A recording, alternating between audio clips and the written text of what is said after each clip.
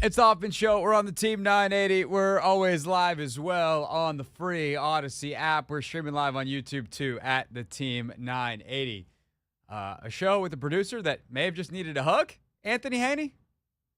He needed a hug. Oh, AMAC needed a hug. Yeah. Is it because he spent 3 hours with a rooster crawling today? A long day. Oh, what do they do on their show? Hey, like, I couldn't tell you. So I was here very early today because I had to meet with Drabby. And I walked out right before their show started, and I looked at AMAC and I went, "You ready for another ride on the Rooster roller coaster?" And he's like, "Always, man." I guess he wasn't ready. I don't think so either, man. Appears he wasn't quite ready. We're ready, though, to do something today, as it is 2 weeks from tonight, the NFL Draft's first round. On that day, Anthony, we will not work for 3 hours as usual. And like we are going to, I say as usual, I don't remember the last 3 hour show we actually had. We've been unlucky to have our show cut short so many times. These earlier days where we don't get to put in a full shift. Just an absolute travesty that we are so sad about that we have decided on draft night, we are going to broadcast an extra hour. Thank God we have some 3 hour shows this week because, man, if we tried to go from these 2 hour 45, 2 hour 15-minute shows to a 4 hour show, we would be dead, Anthony. Man. We got to ramp up. Maybe we could take Friday off. No, I'm just kidding. We have to talk about who they drafted or didn't. Talk about the trade they made. We'll figure it out. But in honor of us being 2 weeks from the first round, we are going to do our first mock draft for the entire hour. So starting in the next segment, I will be on the clock with the odd picks. Anthony has the evens because next week, as we're 1 week from the draft, we will do our second, I guess, and final mock draft. I guess we could do one on draft day. That actually is not a bad idea. But we will alternate in these first two mocks who picks first and thus who also picks 29th for the Commanders. We will also go no trades today. So maybe we'll get some trades in on the next one, but we're just going to simply go no trades today. Later on in the show today, Bub Carrington will join us, 6:30. He won a very cool award for his off-the-court work, and obviously has continued to really grow on the court. Had a great chat with Bub a little earlier today. As they'll be flying later on, or they're flying right now to Chicago. But we were able to tape with Bub before he got on the plane. So had a great chat with Bub. We'll air that for you at 6:30 tonight. So if you're in the car now and want to hear my chat with Bub Carrington, make sure you check out the podcast later. Anthony, before the show, you were doing a lot of prep work, though, for this mock draft. Take me inside your process and why you have one as opposed to just pulling up a big board and or using the knowledge off the top of your head. Like, you made a whole spreadsheet and everything. Yeah, I was more so just trying to figure out teams' draft needs and narrowing down who could possibly be on the board. Because I feel like some of the picks we already know. Like, we feel as though, Cam Ward's probably going to get taken first overall. What if I didn't? What if I just totally threw a wrench in this thing? Well, go ahead and do that, Craig. I'm not going to do that. I would pretty confident that I'm gonna take Cam Ward 1. Yeah, so I'm more so just going off that prior knowledge, and I didn't get too far. I think I'm down to like pick 14, but I can't really go any further than that just because I don't know what you're going to do that may make me want to do something else. So I didn't get too far. That's the thing that I was like, why are you getting so far ahead of yourself? Yeah, I can't. No. You had to stop. I had to stop. Yeah, like have some self-control there, sir. I got some options though. Okay? I'm happy for you. I'm happy for you. The other thing that I will say is we have in the past struggled, Anthony, with some of the technology to get the actual mock draft on the screen live. We've been able to record our screen and in the on-demand version later on YouTube. I do believe that I have figured out the problem since a year ago when we tried this, and I'll pull it up right now. Don't threaten me with a good time. The War Room is working. It's open? Yeah. It's currently is a blank PFF. We're going to use PFF's mock draft simulator, which is, I guess, less relevant than other times when we use, like, for instance, we're going to do a mock draft next Thursday on Take Command, and we're going to do multiple rounds. The guest on that, we announced it today on Take Command, but I'm going to announce it on this show during Never Read the Comments today of who is going to be our guest picker because Logan is on vacation. But we're going to do a 7-round mock, which means we're going to have a lot of simulation. So which simulator we use matters more than today when we're making all the picks. So it matters some because I got to make sure that I don't, if Trevor Sikkema and the folks at PFF don't like a player as much as me, I got to make sure that I have the right list in front of me. But that's other than that, it doesn't really matter. But so we got PFF's mock draft simulator that you'll be able to follow along. So if this is an interesting exercise to you and you are not currently driving in your car, or you are and you are headed home and you will be home soon, then pull up YouTube at the Team 980 and you will be able to see and follow along who has been picked recently and kind of see who we're scrolling through in the options. So this, we're a multimedia show. We try to make everything as accessible on the radio as possible and interesting visually on the YouTubes. But this is one where it sometimes is nice to have the picks in front of you. I listen to a lot of mock drafts. It's perfectly fine. And you don't have to be high tech either. Do you ever listen to the ones that Mina does? No, I never listened. So Mina does what she calls a war room mocks, and she basically has a guest on and gives them 2 options, and they have to pick. And although they do have some very nice graphics and stuff on that show, in the moment, Mina just has a whiteboard and writes down the names. And it's just like, which one do you want? It's very funny. It's good work out of her. So yeah, that's where we're at. We have the PFF screen up on the board, and we will let you follow along that way. So with that said, when we get back, I'm on the clock with the first overall pick, which means Anthony is basically on the clock with the second overall pick. And we are going to spend the next 45 minutes picking every single pick of the first round. Sometime around 450-ish is probably where we'll get to the Commanders pick. And beyond that, we'll let you hear a conversation with Dane Brugler at 5 o'clock that we had on Take Command today. So it's an NFL draft-heavy show 2 weeks from the first round here on the Team 980.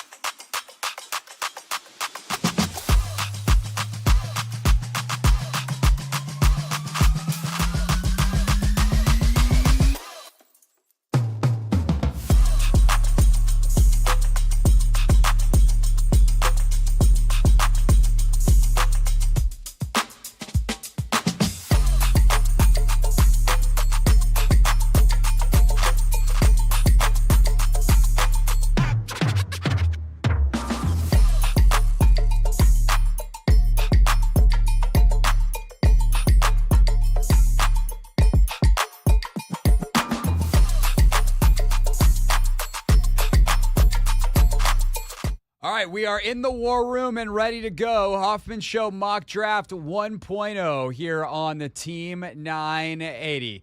We are diving right in. The rules are simple. No trades, which is funny because there actually have been no trades. Every single team has one pick. It is their own original first-round pick. This has never happened this late in the process. We'll see if there's any craziness on draft night. But as of now, we're just going to do no trades. Anthony has the even number pick, so he'll start at number 2. I've got the odd number pick, so I am on the clock at number 1. Anthony, I don't think there's a whole lot to do here other than take the guy that we think is going to go number 1, which is Cam Ward, the quarterback out of Miami. Cam is a good prospect for sure. He's not one of the top flight guys like we had last year when Jaden Daniels, Caleb Williams, or Drake May, but he would be in that bucket with Michael Penix, Bo Nix, J.J. McCarthy, etc., depending on where you had McCarthy. But Ward, definitely a guy that could push to be a top 10 quarterback. He's got a great story, had to earn it, and did, and he's going to be the top pick in the real draft. He's the top pick in our draft. Cam Ward, number 1 off the board. To the Tennessee Titans. I like that pick, Craig. Coming in at number 2, though, for the Cleveland Browns. Yes. I think I'm going to take the best player on the board. And well, that depends on what you think is the best player on the board. Exactly. And I think that person is Abdul Carter. Oh. I'm going with Abdul Carter because, again, Craig, people forget the Browns were in the playoffs 2 years ago, led by their defense. So the fact you just re-up with Myles Garrett, you bring Abdul Carter in to also wreak havoc on the other side. I think this is a match made in heaven for Cleveland. They want to lead with their defense. They'll figure things out on the offensive side of the ball, but if you have a strong defense, I think they'll be able to, make some noise. So I think this is probably the correct pick. However, I do think there's an interesting case to be made for Travis Hunter on defensive grounds. I think most evaluators think he could be a very good wide receiver, but is a better corner prospect, like a truly elite corner prospect. And they've got guys, but their guys have been hurt a lot. Yep. And Denzel Ward is probably one concussion away from retirement. There's folks that think he should just retire anyway because he's had like 6 of them. So I think there's a chance to say, hey, yeah, we're going to double down on defense and not take the quarterback. We're going with Travis Hunter. The Giants, I think, are perfectly fine with Travis Hunter falling to them. And the number 3 pick, I think they also pass on quarterback. It seems like that's the latest reporting, that they are out on Shedeur Sanders, a team that was desperate to try to get up and get Drake May or Jaden Daniels last year. Obviously, they couldn't because the teams that had those picks knew exactly what they were getting. And I think they wait. I think they would love to trade out probably on some level. Recoup some more draft capital, see what they can do later. But I think if they wind up with Travis Hunter and can not have Deonte Banks be their number 1 corner moving forward, I think that's a big boost to their secondary. Plus, since they already have a number 1 receiver, they can just use Travis Hunter as a gadget player offensively, give him a very small type of package and use him both ways while not having to make this tough decision of like, is this guy our number 1 receiver? No, we have Malik Neighbors for that. So Travis Hunter goes 3 to New York. I like that pick, man. And if I'm the Patriots, I'm like upset because that's who I would have gone with if he had fallen to 4. However, he doesn't fall. I think the Patriots at 4, they bolster their offensive line. They take the best offensive tackle in the draft. I'm going with Will Campbell out of LSU. This guy's given up 1 sack in his last 30 games at LSU. Again, you have a rookie quarterback in Drake May, or soon-to-be second-year quarterback in Drake May. You want to make sure you pair him up with, somebody that's going to be his blindside protector. I think Will Campbell can be that guy. And I think this is their pick at 4 if Travis Hunter isn't available. Yeah, I think they're probably pretty ticked off that one of the quarterbacks doesn't go higher here. But just the reality is I think the closer we get, the less the buzz is around Shedeur being a top 5 pick. My other question for New England is, are they one of these teams that has Armand Membu ahead of Will Campbell? Okay. Everyone's just saying like Will Campbell to New England, so maybe everyone's got the same information. But I mean, Armand Membu is a super intriguing prospect with probably a higher upside and a higher upside of sticking at tackle, where there's definitely a lot of people that are O-line evaluators that are like, I don't know, man. I think Will Campbell might wind up being a guard. Got a little bit shorter arms, and not as bad as it measured at the combine, but the tape is really good. And the other thing with Armand Membu is he played right tackle at Mizzou. Yeah, Can he flip to left? Yeah. People kind of, I think, are taking that for granted, even if they like. I think part of the problem is people like Membu better than Campbell. They just don't know that he can play left tackle because he hasn't done it before. And so I think that is kind of the issue. All right. Part of me, just for entertainment's sake, wants to go absolutely crazy and do something wild at 5 with the Jags. If I were to do that, what it would probably look like is going with one of the tight ends, which the problem is it's a top 5 pick. You just don't take a tight end with the 5th overall pick. But I've heard multiple people that I respect say they think Tyler Warren is the best pass catcher in this draft. And they also that Colston Loveland is the best pass catcher in this draft.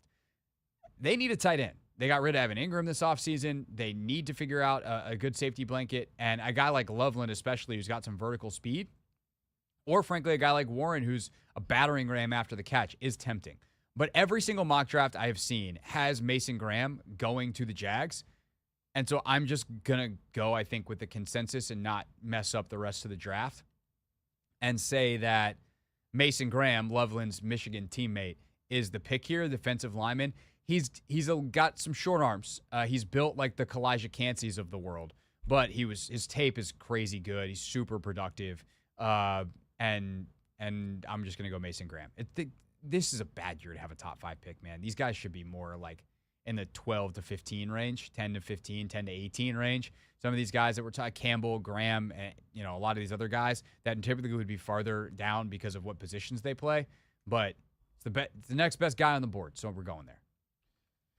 All right, here we go, Craig. I'm not going to lie. This really might shake up the draft because you're going to be like, what? No way.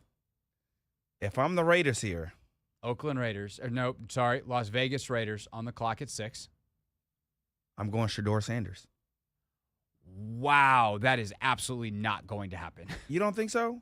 They just signed Geno to an extension. You gave him a 2-year. You gave him a 2-year extension. I guess. What if it doesn't pan out? What if you really like, what you see in Shedeur Sanders? This is going. I mean, look, if you like it, I'm just saying, young quarterback, you take it. We saw the Falcons do it last year. We sure did. So I'm saying it's not out of the realm of possibility. But Geno's coming off a good look. It's your pick. It's your pick. But this is also a radio show, so I'm gonna push back for the whole point of having a discussion, which is actually the point of the radio show / multimedia digital explosion of knowledge. I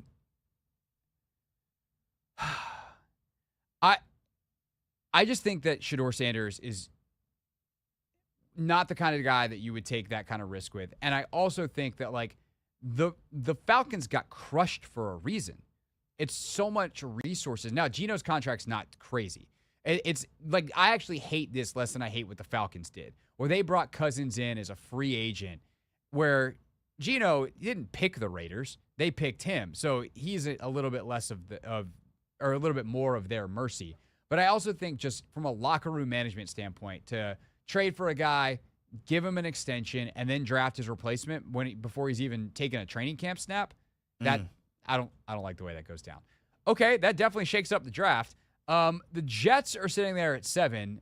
I don't think they would take Shedeur if he was available. Now that's not even an option. Man, you know what I'm going to do with the Jets? I'm going to take the guy that I think might wind up being the best tackle in this draft. They need tackle help. They last year tried the old man route with Tyron Smith and Morgan Moses. They also took Olu Fashanu, but I think I'm going to go Armand Membu. And if they between the two of them, one of you play left, one of you play right. I don't really care which one's which, but they need another tackle. Armand Membu to the Jets at 7. All right, I like that pick. At 8, the Panthers. They need help everywhere, but especially on the defensive side of the ball, I think most mocks have this guy falling to them. He's the second best edge in a lot of mocks anyway, and that's Georgia's Jalen Walker. Yeah, I think he's just a a one-man wrecking crew, to be honest. And I was looking at some of his film. It's a little scary. You said he's not Michael Parsons-esque. Well, no, he is Micah Parsons-esque. He's just not as good as Micah Parsons. Yeah, okay. Like, he's not as explosive as an athlete. Yeah. But the same stuff that was the problem with Micah coming out was, like, what position does this guy play? Jeremy Green, who was on our podcast last week on Take Command, he's like, I love Jalen Walker to Washington. Now, chances he falls, probably not very good. But there are teams that are going to pass on Jalen Walker because they don't know what to do with him. Or they're going to look at him as an off-ball linebacker and be like, I don't know how good he's going to be there. If he is a movable chess piece a la what Dan Quinn did with Micah early in his career, this guy could be nasty.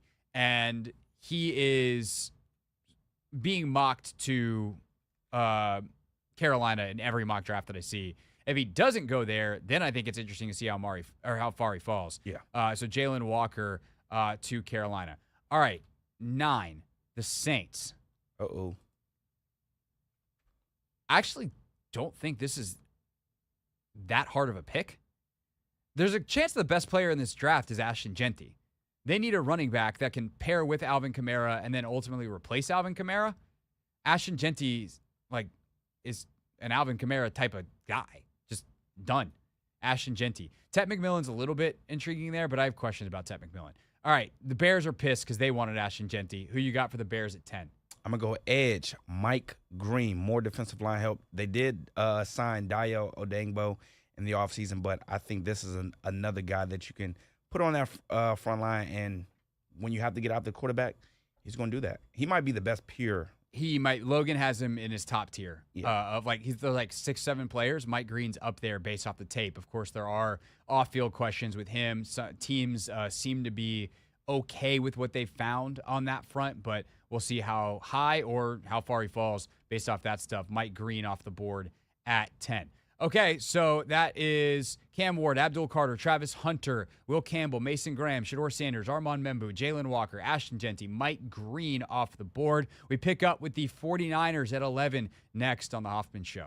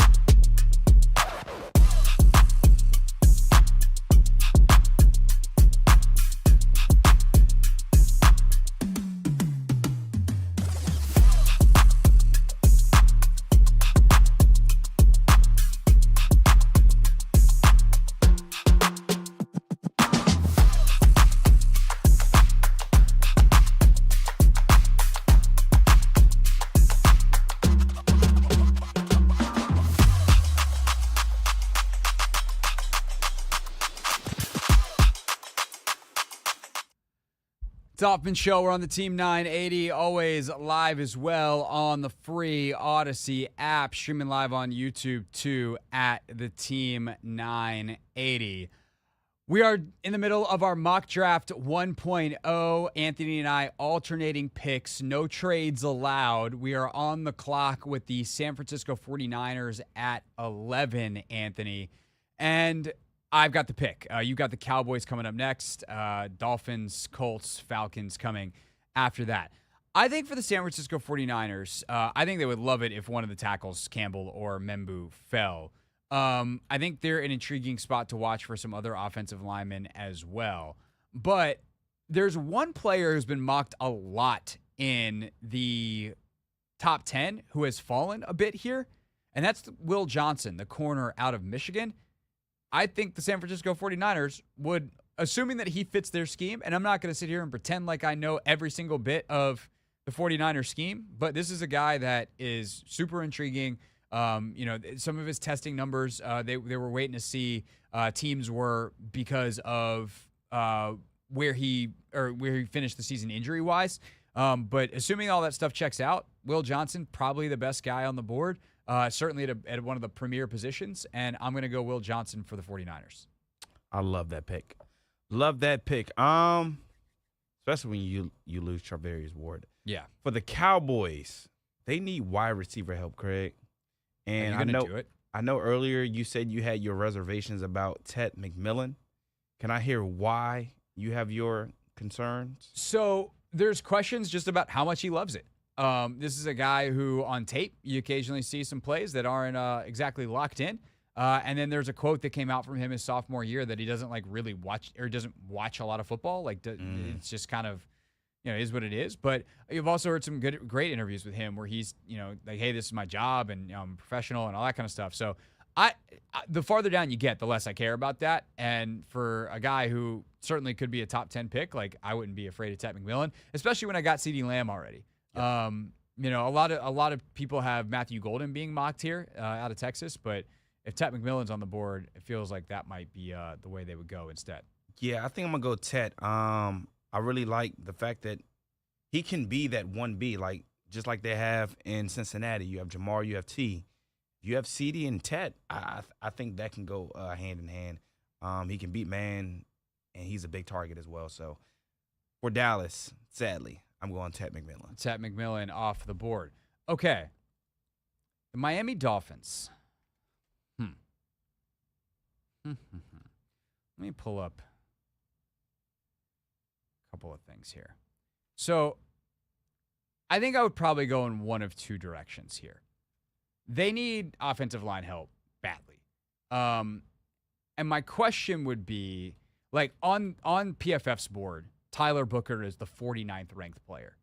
There are some people that might have a top 10 grade on the dude. He is wildly all over the place. So depending on what they want, Tyler Booker might be the pick here. But I think I'm going to go with Kelvin Banks out of Texas, who might have a chance to play tackle, and if not, probably kicks inside the guard. I think Dane ultimately listed him as a guard on the Beast, and in his final top 100. They've got him listed here as a tackle on PFF. But I think either way, they're in good shape. I'm going to go Kelvin Banks out of Texas. Craig. Which I think just made your life at 14. It did make my life at 14, just because the guy that I wanted the coach to go after is still available, but it does hurt my pick at 16. But it's okay. I got some time. At 14, the Colts are going to bolster that offense even more. Yeah. We're getting the best tight end in the draft. Tyler Warren, baby.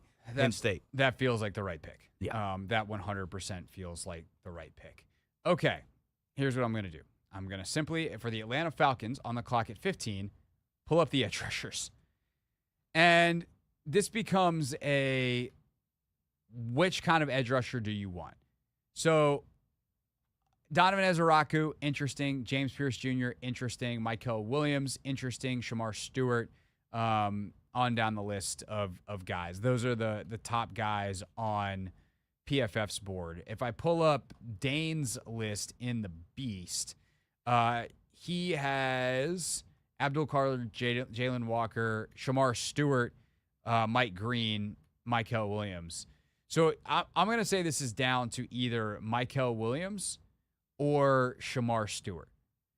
I would probably go with Shamar Stewart. I am incredibly intrigued by the Texas A&M defensive end.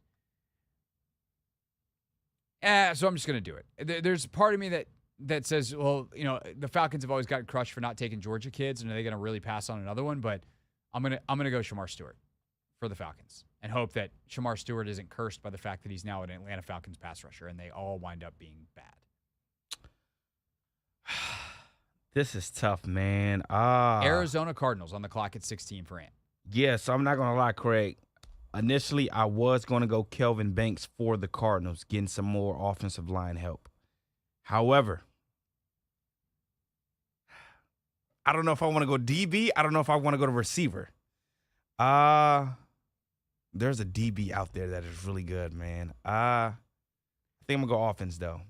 I think I'm going to partner this guy up with Marvin Harrison Jr., Trey McBride, and give Kyler one more weapon. I'm going Matthew Golden out of Texas. I don't hate that pick. I don't hate that pick for them if you don't like any of the offensive linemen available. So Matthew Golden, Texas wide receiver off the board.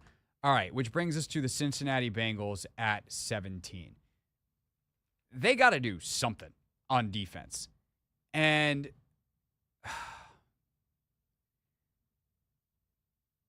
are they really going to take another nickel in Jahdae Barron, who's probably the best defensive player on the board? Man. Do you go Jahad Campbell and say, we're going to take a guy who might be able to play linebacker, might be able to play edge? Do you go supplant your defensive line with a guy like Kenneth Grant? Super disruptive, really interesting. Malachi Starks is a guy. Logan loves Starks. Man,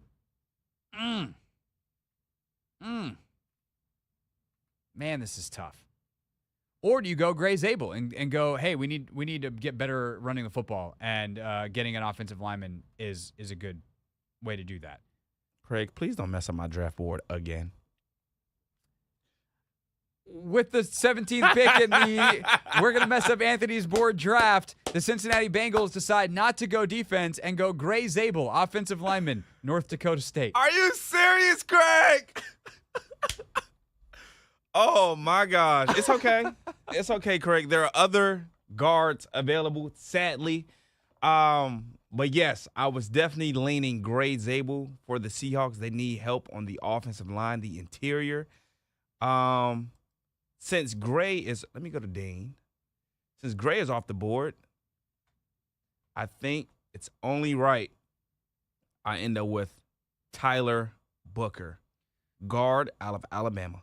So you're going to go – okay. Which, by the way, Dane's top-ranked guard. Yeah.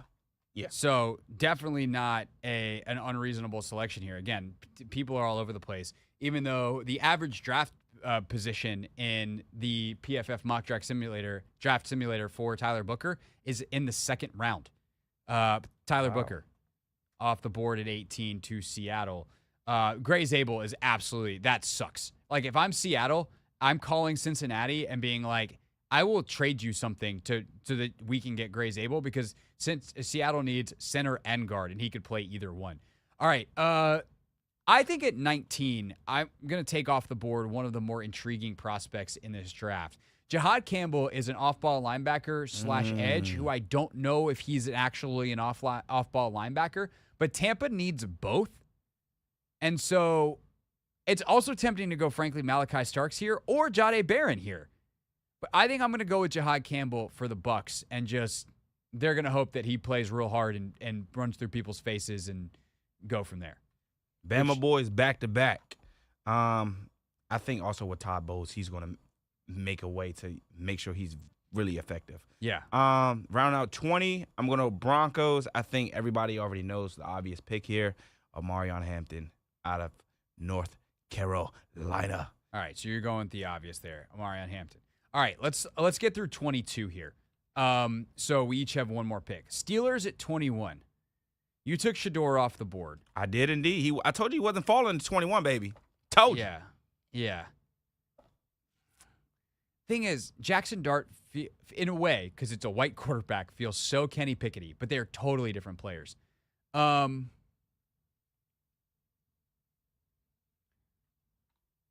other temptation outside of going quarterback, I mean, they just so desperately need one. That's the thing.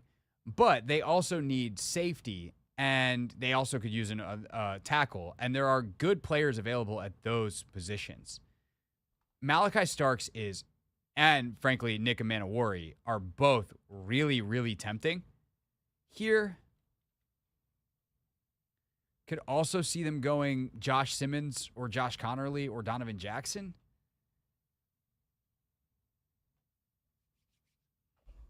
I'm gonna go Malachi Starks. Ooh, I love the pick. I think there's a chance that he's like the Kyle Hamilton of this draft, where everyone just looks back in a couple years and is like, damn, why didn't we pick him? And that feels like a very Steelers-y thing to do. Malachi Starks, off the board at 21. All right, and for my last pick, I'm going with some type of Michigan connection, Craig. Which one? There's two guys that are very eligible here. I think I'm going to go with tight end, Colston Loveland. I really would love to see him fall to Washington. That's your Zach Ertz replacement, but okay, fine. Green Bay's on the clock. They are up next, followed by Minnesota, the Texans, L.A., Baltimore, Lions, and then the Commanders will do the entire rest of the first round in our mock draft 1.0 next here on the Team 980.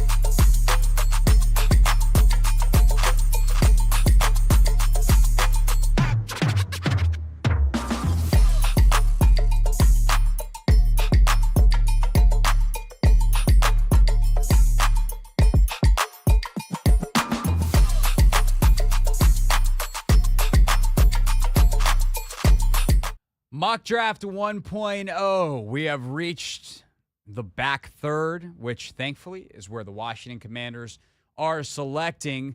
The Green Bay Packers are on the board at 23. I'm taking the odd teams. Anthony's got the evens, meaning I've got the Commanders pick coming up. But at 23, Anthony, I actually don't think this is that hard of a pick at this point because I feel like there is one player that's probably fallen a little bit too far, and that is Jahdae Barron, the corner out of Texas.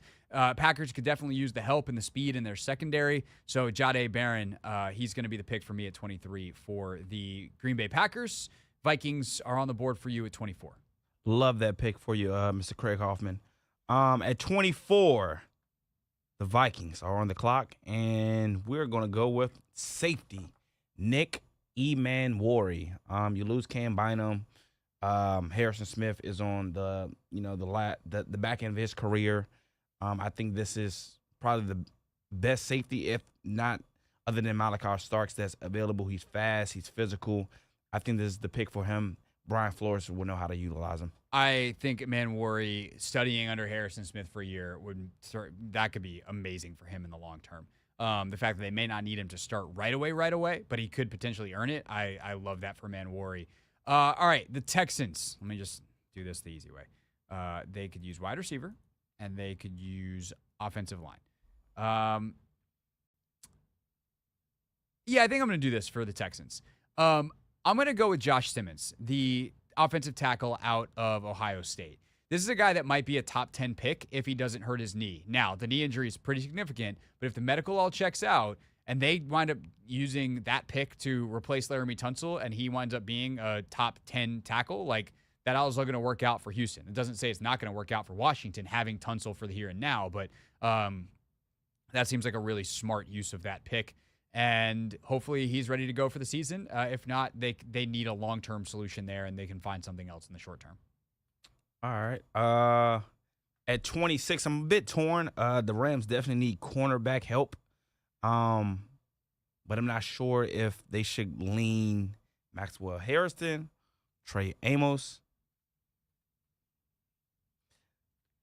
I don't know. It's your pick. I think Trey Amos. I think I'm going to go with Trey Amos. Okay. That's who I'm going with. I think he's a better, just pure man-to-man corner. Shut down. Yeah, Amos, I mean, he's definitely interesting. I don't know. That's who I would have gone with for. I mean, you took Jahdae Barron. That's who I was going to go with if he would have fell to the Rams. All right. I had to pivot real quick. The Baltimore Ravens on the clock. They could use some guard play. They could use an edge. They could use a DB. I think they're very good at coaching guys up and getting them in the right spots. I think Mykel Williams, the edge out of Georgia, could be an interesting guy for them. So I'm going to go that route for Baltimore. It got some nice physicality to him.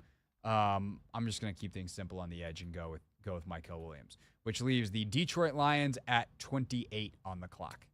Craig, you just know how to mess up my board, man. I'm over here cooking some stuff up, and every time I have a name down, Jahdae Barron last time, Mykel Williams this time, it's just like, man, I keep missing them.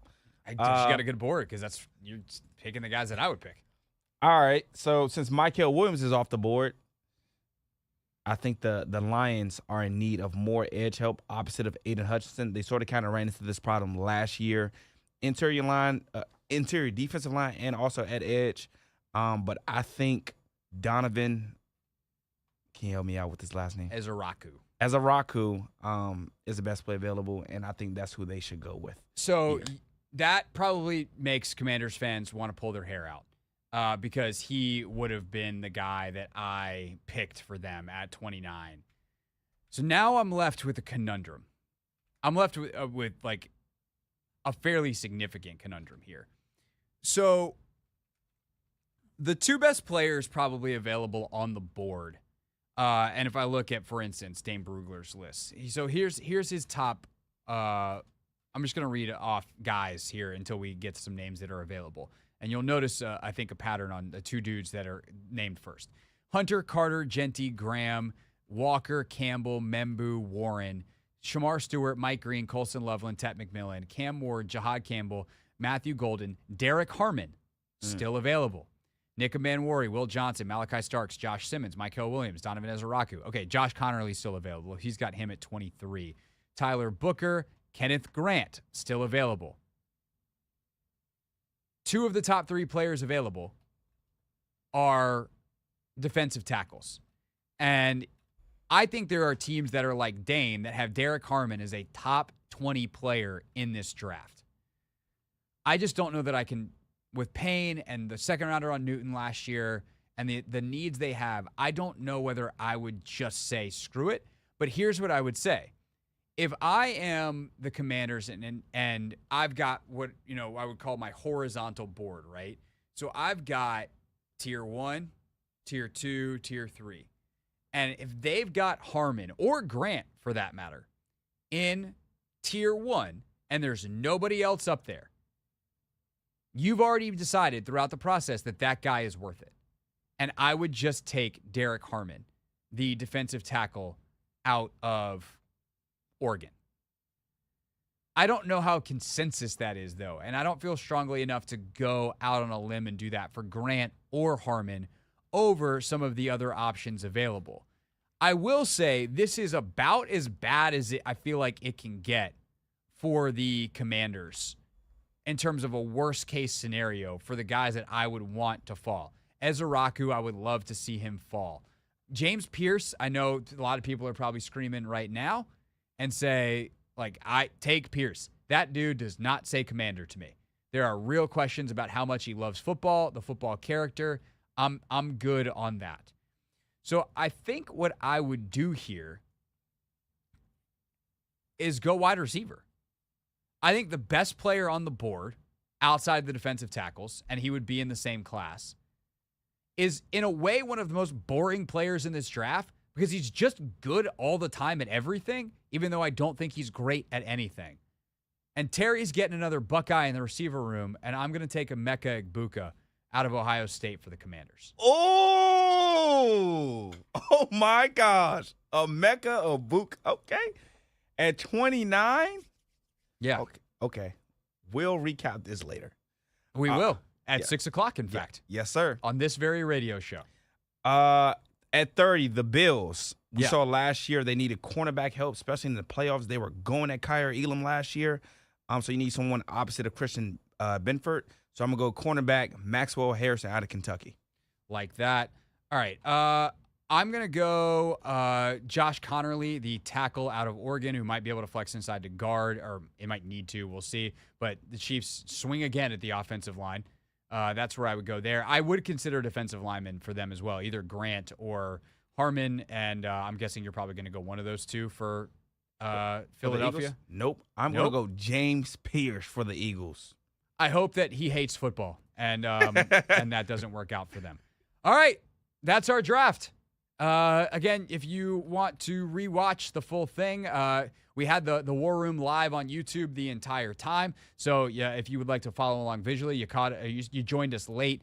You can also rewind, of course, in the Odyssey app on the audio version, or check out the podcast in full afterwards. When we get back, a guy who knows quite a bit about this NFL draft. In fact, I would argue he knows more than basically anybody else that's not working for an NFL team.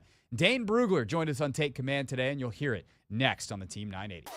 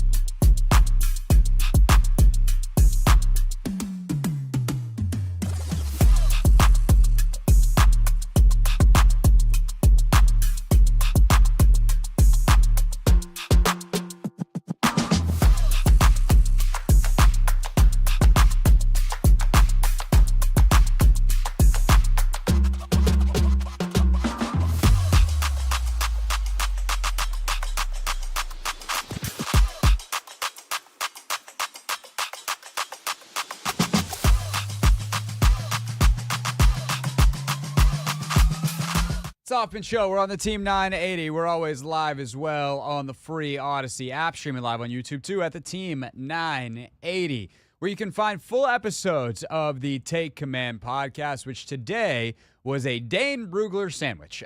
We talked about Logan putting together his big board, and then talked to Dane Brugler of The Athletic, author of The Beast, and then we talked about some of the things we talked about with Dane on the back end. So if you want the me and Logan only part of the show, I would, tell you there's a couple ways to do it. But there's one way. It's just multiple avenues. You got to listen to the full show. That you can do on YouTube, watching it, or you can do in your podcast feed. Just search Take Command in your favorite podcast app. But the Dane Brugler part we have for you right now is today's edition of Not My Beat. Joining us now, Dane Brugler from The Athletic, their lead NFL draft analyst, author of The Beast. We told you off the top of the show, available now.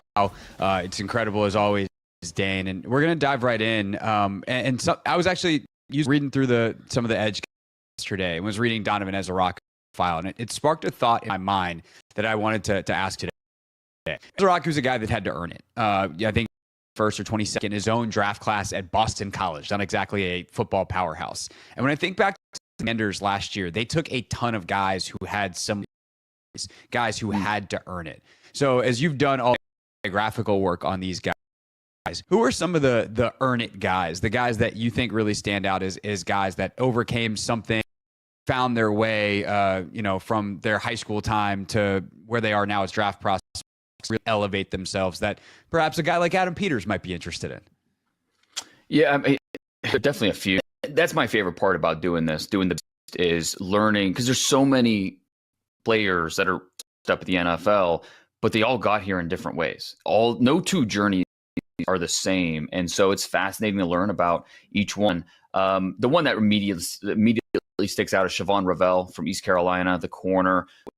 High school, it was injury after injury. He was in a bad car accident, had to have surgery, and he also didn't have the grades.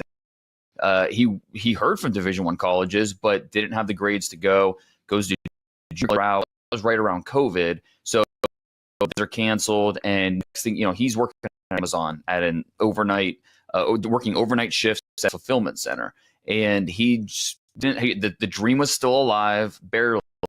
He basically saw signed up for a camp at East Carolina to go work out, and basically a tryout.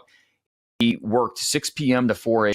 shift, and 10 p.m. or 10 a.m. the next day, he at East Carolina for this. And he runs a 4.40 40-yard dash. His dad actually sent me the video. His dad was sitting in the stands, and he videoed it and sent me the video. And there's a coach basically tracking him down, kind of showing the time. And all right, we need to talk. And so from that, he got the scholarship at East Carolina. And then this past year had the ACL. And so Alabama wanted him. I mean, a lot of money being thrown around about LSU, Texas, Ohio State. A lot of teams wanted him for his great 2023 season. He stays loyal to East Carolina, goes back 2024, has the ACL injury in September, and he's kind of been the forgotten guy in this class. But he was a first-round pick back in September, and now it's like, okay, you're going to get a discount sticker on him because of that injury. But if anybody overcome that, the adversities, it's going to be this guy. So, yeah, there's definitely a couple of these names. Jamari Caldwell, the defensive tackle for Oregon. I've heard of, guys being walk-ons, and I've heard of guys coming from the JUCO.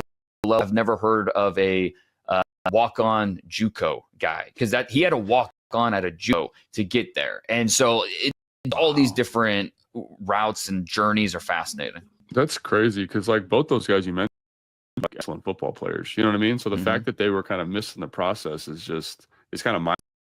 Speaks their passion, love of the game. And so for me, I guess is how you get all this stuff. You're just calling family on agents. I know you said you talked to scouts. There's so much stuff in here. That gets me is the pro day information. Can you talk about that and how you get it all in this crazy document called The Beast? Yeah, it's a really exhaustive process to track down. Probably an understatement, right? Yeah, look, the month of March does not happen for me. I have never seen the month of March. And now that I have 4 kids, it does make it difficult when you have dance and softball and baseball and all that kind of stuff. So, I don't know. With the Beast, my big thing is I want to create something that I would want to read, and if I'm an NFL team, I would want to read this. I would want to be interested in this. And so all this stuff is NFL verified, the testing information. I take a lot of pride that 2,600 players have testing that I'm getting directly from NFL teams. It helps fill, those data points, help with the context of who these guys are. So it's an exhaustive process, tracking down those from scouts who I wouldn't be able to do my job without kind of my network of scouts who really help me out. And, maybe it easy as a conversation where we're bouncing players off each other or just tracking down these numbers. Then it's a lot of talking to players, getting on the phone with them, sure, at All-Star game, combine, making sure time with them to ask them about, you start playing football. Hey, what was, tell me about your family life. Who introduced you to football? And then from there, it kind of grows. And, everyone, like I said, has different stories about how they got involved with football. For some, it was love at first sight at 4 years old. For other guys, they were a basketball player all through going into high. Then sophomore year, they kind of realized, all right, I'm not going to make it to the NBA. Let's football a shot. They're on the fast track to a possible NFL career. So yeah, it's a lot of talking to people and the relationship, because I've been doing this for almost 2 decades now, and so all the relationships I've been able to cultivate over the years is something that helps me put together this finished product. But it really is a round type of thing. It's not like I just get started on this in January. It's start first right around Memorial Day is when I'll really dive into next year and get started. So we were talking before you popped on, Dane, about some of the guys and their stories and how it affect their draft stock way or another. Who's a name that you would be surprised to go a lot high? I'll be positive and negative here. So not to go a lot higher on draft night because character is great and teams fall in love with him and you're just going to take the shot on the person. And then who's someone, whether it's off field, medical, whatever, that there's going to be a bunch screaming on draft night, how in the world did my team pass on this player? And he's going to fall down the board hard. Yeah, I mean, Mason Taylor, the tight end from LSU, obviously everyone's dad, Jason Taylor. I was very comfortable with him. Obviously, we know that is with Colston Loveland and Penn State, Tyler Warren. Yeah. Those guys are going to be top 15 picks. And then could there be a third tight end that gets in? And I think, Mason Taylor could be, because he's just a very clean type of prospect. Another guy that's a little bit of a late riser, Oladejo from UCLA, who, I'm sure you guys, Go Bruins.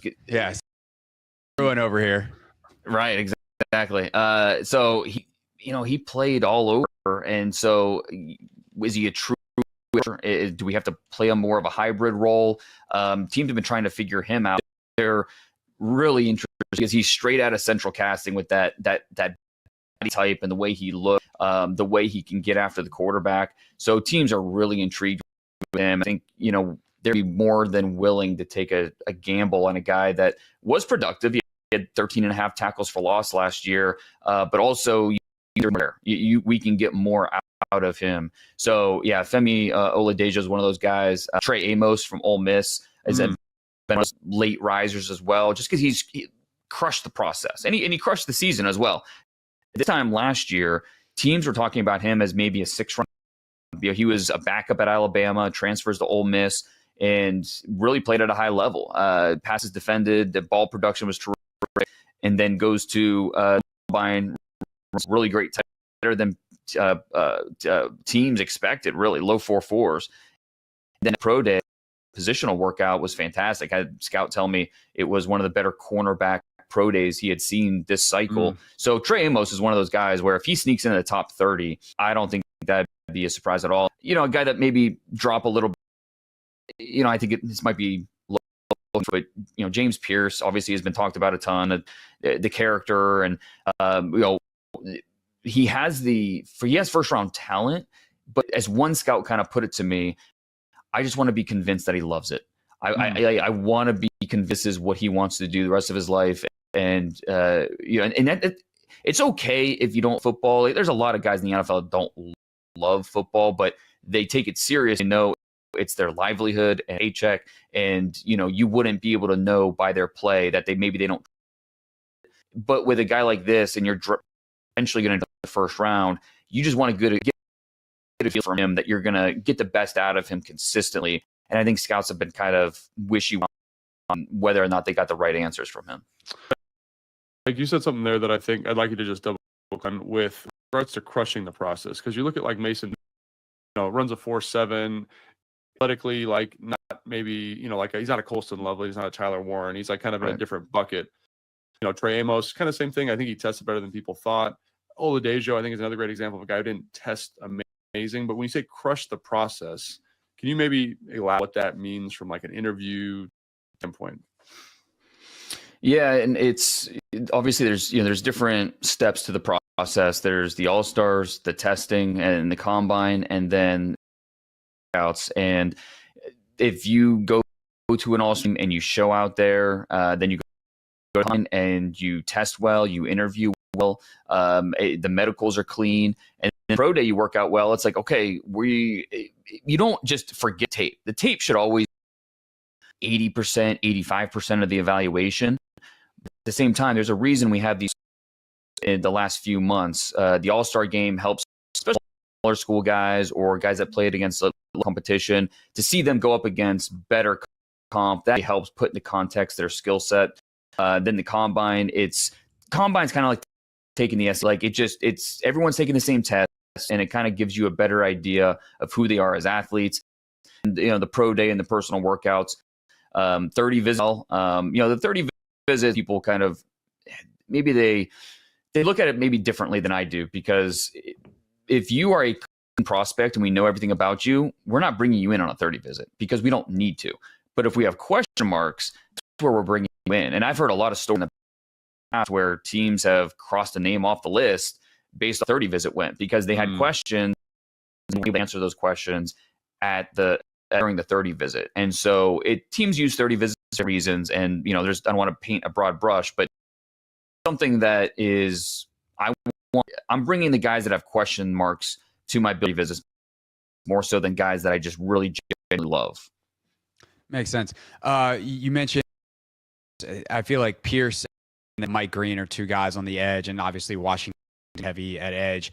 The character off-field stuff has come up a lot, and thus their range is very wide. We know teams are doing their homework on Green with 2 sexual assault allegations, high school one that kind of in a roundabout way called leave University of Virginia. Have you gotten any sense of what teams have found as they have done their homework and where his status is with a lot of teams? Yeah, and it's tough for those of us on the outside. We can really only go based off of what the facts are. And with Mike Green, yes, 2 allegations.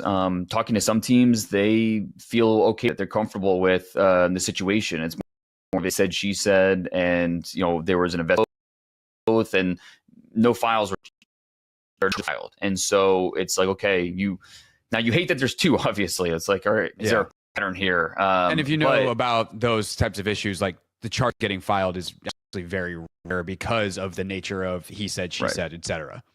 Right. But I think as teams have dug into the details of each, I think they felt better about it as opposed to worse about it. And just talking to teams about it, talking to people around Mike Green about it, it's something that, and his coaches, both, at Virginia and Marshall, they both coaching staffs, not just the player. We know the player good. They also rave about the person. And so I think the character feedback from around him is certainly going to help him. But, I think ideally, you don't want to draft a player that has this on his resume, but at the same time, you don't want to pass on a player if it's just not something that is true and not something in the future. So I think teams are a little bit split, but there have been more teams that are okay with it as opposed to the opposite. Interesting. Is that compared to James Pierce? I mean, because you said James Pierce is like for character sliding. Like it just, and I think this may be a good illumination of like the investigative process. And I coaches tell me, that I'm friends with. Like if a guy doesn't love ball, like they're undraftable almost. You know what I'm saying? And so like, how do they compare in terms of the way teams with those athletes? Yeah, I mean, I think with Mike Green, it's really just those two incidents, those two allegations. That's kind of what the main thing with Pierce. Yeah, exactly. It's more of there's nothing cool necessarily. It's just it's football. Yeah, are we going to get the most out of this player?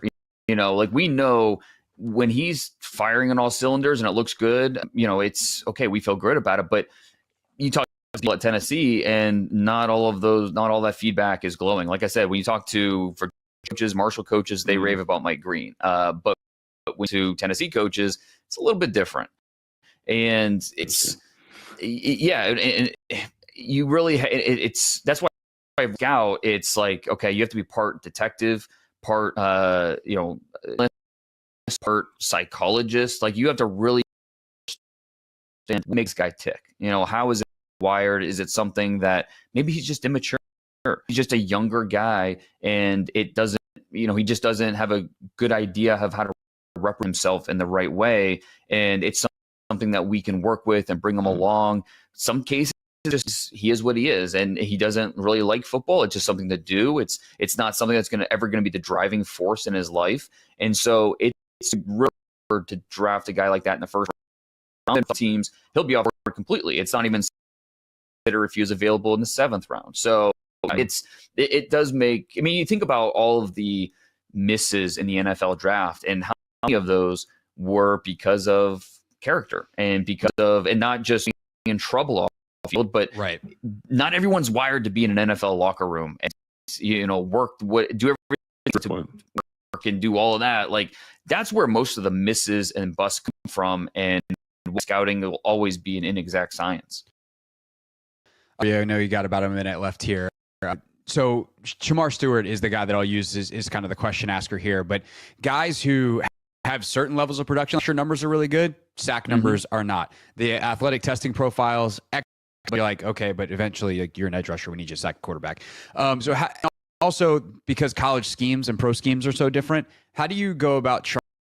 I know now limiting that to like a 90-second answer is probably impossible, but we'll do our best here. Of how do you try to make those projections, knowing the ask of a guy like Shamar Stewart in the NFL is going to be what he was asked to do in college, and you have to make all of those numbers in the tape make sense. Yeah, and Jackson Dart, same thing. Yeah, where what he did at Ole Miss is going to be asked to do in the NFL. So really, position by position, you could pick out a few guys. It's a projection. Armand Membu, one of the best players in this draft. Missouri, can he play left tackle? I mean, that's something they're asking themselves. With Stewart, ideally you want that sack number to be higher. I think the fact that his pressures were higher is a good sign, because you want a guy that affects the quarterback. Now, ideally, you want the quarterback on the ground, but if he's affecting the pocket and affecting that backfield action, then he's doing his job.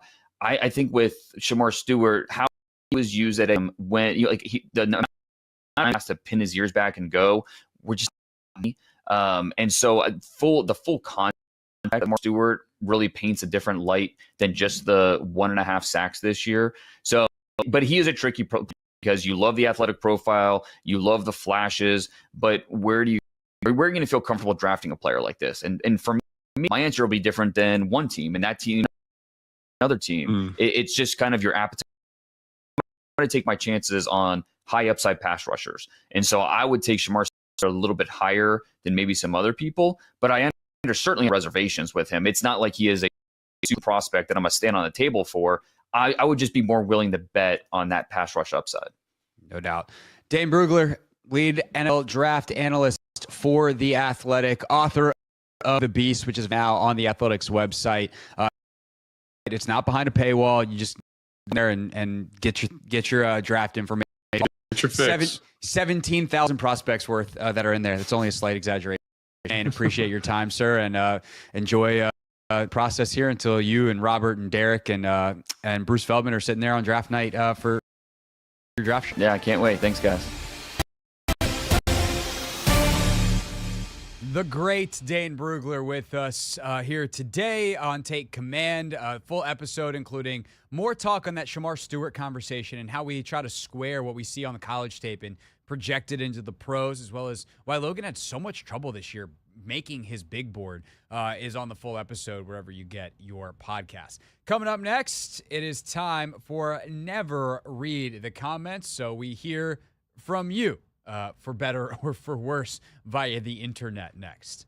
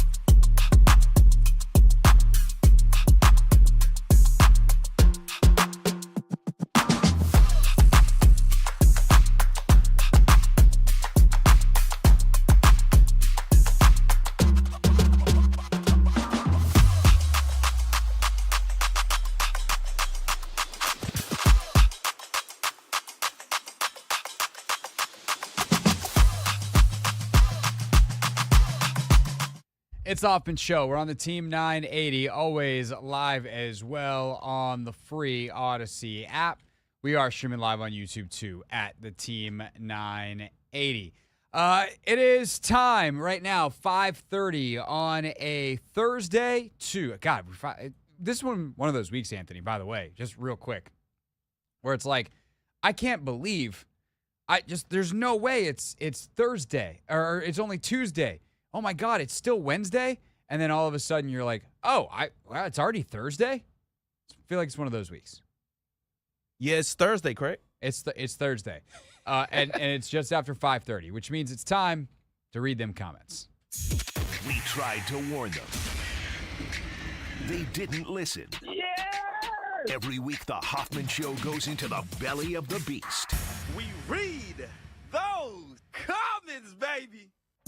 Never read the comments. You leave your comments on this radio show / YouTube multimedia program on the on-demand segments that we cut up and make nice and easy and watchable for you at Craig Hoffman and at the Team 980. And Anthony, we start with someone whose username is Math Don't Lie. And this probably works better in print than it does on me saying it out loud as our appetizer comment today before we get into some of the big topics of the week. But just trust me that it's going to be worth it in the end. You good? You ready? Yes, sir. So Math Don't Lie commented on our NFL rules discussions, and he says, before there is talk about banning the tush push, let's first demonstrate that the tush push is both beatable and unsafe. By studying rugby rules and weight restriction limits, that is how you beat the tush push. Step 1, hire two heavy defensive linemen, aka sumo wrestlers. Step 2 is the offensive line plunges forward into the ground. The first sumo wrestler climbs over the offensive line as he goes towards the QB. Step 3, the second sumo wrestler then jumps on the first sumo wrestler to form a 1,400-pound, three-person vertical human wall that clogs the center so that no QB can go through. Again, the reason I've been promoting this nonstop is because the NFL teams need a way to actually stop the tush push. The strategy of using sumo wrestlers to stop a rugby play is clearly beatable and unsafe for the offensive lineman whose neck, back, and head would be crushed by 1,000-plus pounds, whereas the sumo wrestlers are safe because of their layers of fat. If you agree, please check out my YouTube video on this topic so that more NFL fans, more NFL media, NFL coaches, and NFL front offices see it. Thanks. Wow. Believe it or not, this absolutely moronic idea is not the reason I pulled this comment. The reason I pulled this comment, Anthony, is because when he spelled out tush push, he spelled it T-U***. He censored the word tush, a phrase often used to not say a different word in front of literal children. We used the 3-year-old version, tush. Would you prefer tushy? Tush. And he censored it. Wow. So the only thing I responded to here was, why did you censor the word tush? And he goes, YouTube has a ban policy on the word tush in comments, but not in live streams. I have been typing in the comments and in the live chats, and sometimes I forget when switching between the two. So apparently, I guess maybe in live chat comments, because he could have used it here, it would have been just fine. They banned the word tush. I just think this guy may have been sat on by a sumo wrestler. And that would explain everything. Because other than that, buddy, I got nothing. I don't either. I guess we saw Micah Parsons versus a sumo wrestler. We did. And, on that front, compelling. I just don't know that if you need a foot, a sumo wrestler's get-off ain't going to help you that much because I don't know how quickly he's going to react to the football. Yeah. Yeah, I wouldn't want to go against one. I wouldn't also want to have to build the pads for that dude. Also, now you're playing. If you do literally anything but the tush push, you're doing 9 on 11 because those dudes are not getting sideline to sideline. Yeah, not at all. I think there's probably some other issues with putting sumo wrestlers in. But yeah, human vertical mountain might stop the tush push. Okay. Great idea. Math don't lie. Nope. Maybe you should stick to math. Okay. From math to history, Anthony. One of the big topics of the week for us as Alex Ovechkin scored goal 895. By the way, the Caps have been off since then, finally back in action tonight. But the record-setting goal sparks a DC sports GOAT discussion. And the angle we kind of took on it was who's the most important athlete in the history of DC sports. But I kind of tried to make it more interesting because Ovechkin is the best athlete to ever play a sport for DC teams because there's no one who is better at their sport than Ovechkin has been at his, with the exception of Michael Jordan, who did all of the greatness in a different uniform. But truly, and then you got, Dion or Bruce Smith, who did most of their damage other places, and in fact are somewhat punchlines in their DC sports eras. But if you think about like the best guys in DC who mean the most to DC, which also adds like a community off the field element, which also accounts for the popularity of the given sports, I think it becomes a much more interesting discussion. Jason Marr 8 is about 20 years too early, but he just said it's Jaden Daniels. I think and currently, yes, most important. Historically, we got a little bit way to go. He's foreshadowing, that's all. Yeah, hey, all for it. I would love that. I think that would be good for us personally, Anthony. Yes. Sitting in the seats we currently sit in. At JMain21, Daryl Green or Art Monk? I was a little surprised Art didn't come up, but I think also it's hard to say Art. And I love Art. One, let's go orange, as you're wearing the proper sweatshirt for this discussion. But I've met Art. Incredibly nice man, great human, but it was a bit reclusive as opposed to Daryl, who's maintained his presence in the community more outwardly over the years. Art definitely did plenty of stuff, but also as great as Art Monk was, which is truly one of the best receivers in the history of the game. I think Daryl Green is probably more widely regarded as a better corner than Art Monk was a receiver, and considering they played in similar eras at similar times, I have a hard time putting Art over DG. As great as Art was, as much as I would like to because Syracuse. No, that's fair. And also, Daryl Green played for 20 freaking years. Yeah. Du Bois Blessed 6103. I just read him, Anthony. Boys with a B. Du Bois Blessed 6103. This is no shade or shot at Ovi, and he deserves all the love he is receiving, but Daryl Green belongs in this conversation of DC greats. NFL is no doubt the more popular sport across the country. That, along with 2 Super Bowl wins, makes the case for him. I do think, on top of the popularity of football, Ovi does only has won one championship. Daryl Green and those other football players from that era have 2 or 3, depending on how many of those teams What about they played MVPs, though? Or defensive MVPs? Like, Daryl doesn't have any of those. Totally fair. And Only it's a couple individual versus team and all of that. I don't think you can have a correct answer. Someone did come at you, I presume, pretty hard, though, Anthony. Urban Gorilla, 3022. Hey, you wrong, Lil Tony. Unless there was another comment that I missed, I don't think that this was directed at anybody but you, Anthony. Are they talking about Big Tony? It says, hey, you wrong, Lil Tony. Now, my nickname is Little Tony in my immediate family. I don't even know if you knew that, Craig. Did you know that? Yeah, I did know that. Okay. I did know that. Yeah. The fact, Lil Tony? Oh, all right, come on. Tell me more, Craig. Somebody hit you with a Lil Tony. Yeah. It's Daryl Green, hands down. Playing 20 years at cornerback is insane work in any era. Sports fans are in awe of LeBron for his longevity, but no one even mentions DG. And to top it all off, he ran a 4.4 40 at 39 years old and the only corner to shut Randy Moss down in his rookie year. Remember, Green's 5'8", Moss is 6'4". Let that sink in. What you got now, Lil Tony? Hey, look, I got nothing for you. Like, I salute Daryl Green for what he did his 20 years.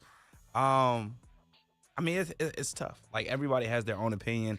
Some people gonna go DG, some people gonna go OV. I think it just depends on what you value more, Yeah. on or off the field. If you want to encompass off the field and like a larger impact, I think it's Green. If you want to say purely who was the best player for their sport in a DC jersey, they both played 20 years. Ovechkin's a better hockey player than Daryl Green is a football player, and Daryl Green's in the Hall of Fame. Yeah. It's not taking anything away from Daryl. It's to say Ovi's one of the best 5 to 10 ever.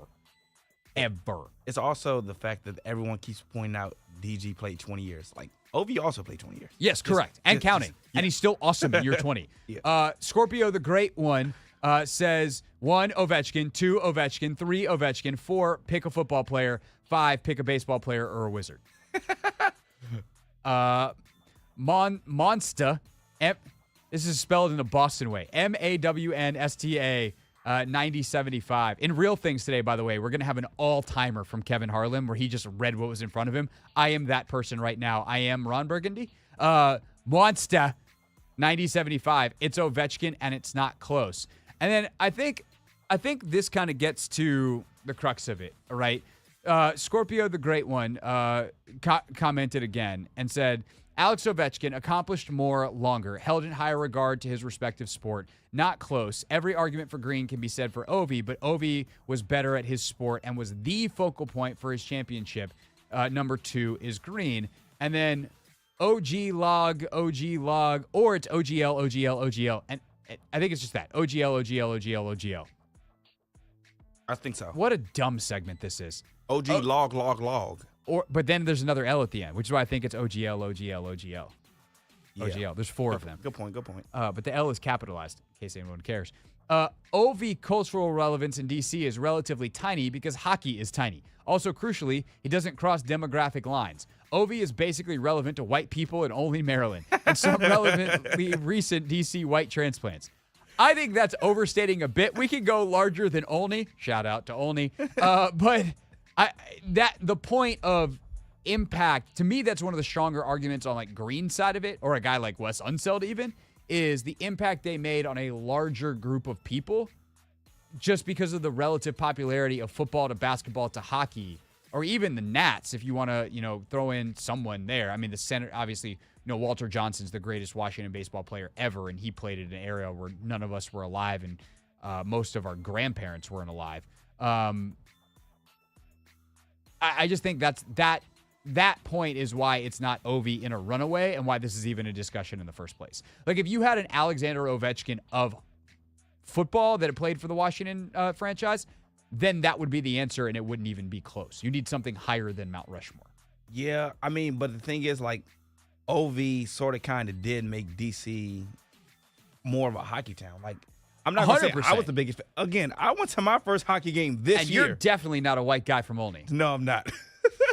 But I have friends that are from Southeast DC that always go to the games, have the jersey, take his little brother. I'm like, 100%. why am I late to the party? And I think that's the thing, right, is Ovechkin expanded the popularity of hockey, which is why I think you can definitely make this argument. All right, the other big comment getter this week, there were 2 more, and then I got a fun one to end because of course I do, is my guy Tony Squares. He's a content creator, good friend of mine. We do a weekly YouTube show on Mondays. We call it Hoffman and Squares because, between the Hoffman Show and Hoffman and Squares, Anthony, we're real creative with names around here. I see. Yeah. But Tony, going back to 16, he did the first ones in 2017, so 2016 season, has ranked every single quarterback in the offseason that made a start the previous year. And he does a lot of work for this and does a really good job with it. Like, I was ready to, because Tony's good for a wacky take every now and again. That's what makes it fun. But I was like ready to hate someone on his list somewhere, and I was just like, actually, this is a pretty good list. This is nice work out of you, sir.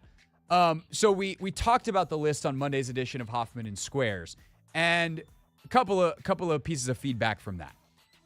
Rob B2Q8P says, I think Hurts is wildly overrated. I think Hurts came in at 6 or 7 on Tony's list, behind Jaden Daniels, around a class that included guys like Justin Herbert. But I think Hurts is wildly overrated. When you compare other playoff teams with the Eagles have better starters at 80% or the position, and sometimes more. That's not Jalen Hurts' fault, and we shouldn't punish Jalen Hurts for that. I think we can acknowledge that and acknowledge that maybe some of Hurts' weaknesses are hidden by the fact that he plays behind the best O-line in the league and has a safety blanket at running back that he can just hand the ball to, and that guy can score, and the receiving talent and all of that. But Jalen still does a sensational job within what he's asked to do, and that's why he's not in the top 4 with, like, the 4. Jaden Daniels is ahead of him based off what we saw last year because he can do more with less. But I do think it's worth pointing out what Jalen brings mentally to the game and what he brings from an accuracy standpoint and what he brings as a runner is all rare and valuable. And so I have no problem with him being in the top 10 even if you I wouldn't want to necessarily switch him to many other circumstances in the league. He's not as switchable. He wouldn't be as successful in other places. But considering what he can do and what he's asked to do, and understanding that's a part of the rankings, I think he's got to be in the top 10. Yeah, definitely has to be in the top 10. He wins. Like you can't, like, football is a winning. It's a team game, but like at some point, if we can't say quarterback's the most important position in the sport, and then be like, oh, it doesn't matter. Yeah. Like QB wins, sure, they're overrated in some circles, but they're not nothing either. Yeah, figuring it out, managing the game. My one big complaint, or my biggest complaint, was where Drake May was. May was in kind of a clump with Penix and Bo Nix, and who was the other guy? Who was the other rookie that started? Or four of them? Williams? Oh, yeah, Caleb. Caleb was, I think, at the bottom, and then it was Bo. Or no, it was Penix at the bottom, then Caleb, then May, then Nix, from like bottom to top. And they were behind guys like Kyler and whatever.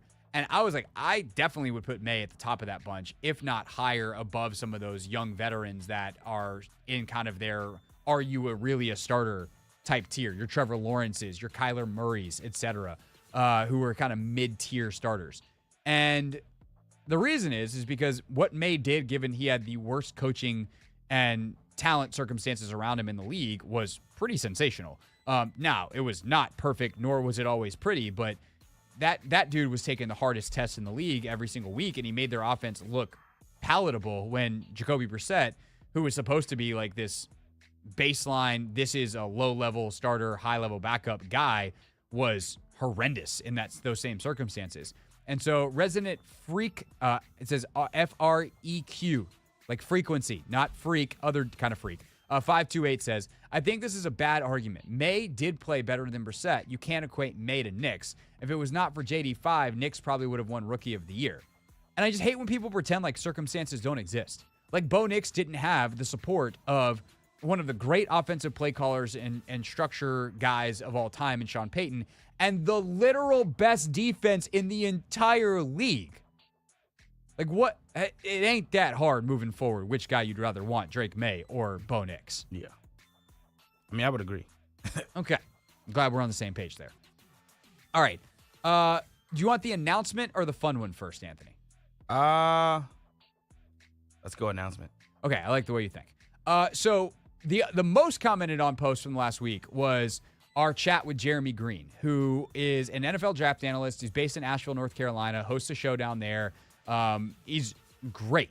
And the comments suggested it. They love this dude. That was a fantastic episode. Love this guest. Listen to this on the podcast. I would have never pictured his voice to him. He was great and full of info, but man, I thought he was older. I also agree. Jeremy told us that he's like 38, and I was like, wait, you're what?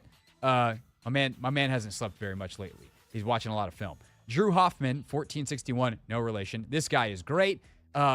H. Bum Kim says, this dude, Jeremy Green, is both hilarious and impressively knowledgeable. I don't care if he looks like he eats Cheetos on his mom's couch. If Logan respects his opinions are worth respecting. Honestly, I like Jeremy even better than the PFF geeks. Can we get him signed to a long-term deal?